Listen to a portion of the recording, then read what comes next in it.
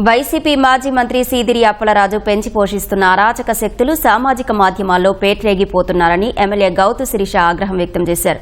Social మీడియాలో పెడుతున్న పోస్టుల వల్ల ప్రతిపక్షంలో ఇబ్బంది పడ్డామని, అధికారంలోకి వచ్చాక కూడా ఇబ్బంది పడుతున్నామని ఆవేదన వ్యక్తం చేశారు.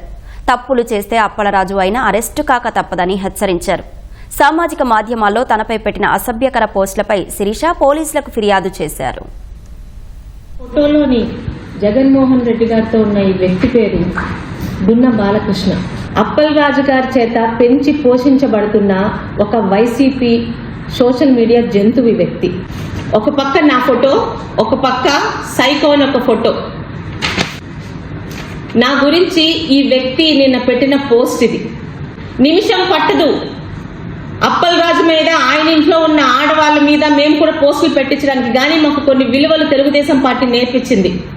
అప్పలరాజుని ఓడించినా నేను ఇంకా పోరాటమే చేస్తున్నాను. సోషల్ మీడియాలో నా ఫోటోలు పెట్టి ఇంత నీచంగా రాసినందుకు వీటిని నేను ఏం చేయాలి? వికలాంగులను వదిలేయాలా?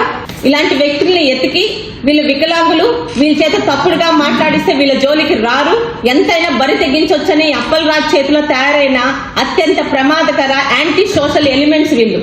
ఈరోజు ఇతని మీద నేను పోలీస్ కంప్లైంట్ ఇవ్వడం జరిగిందండి. పోలీసులు అరెస్ట్ చేస్తారు.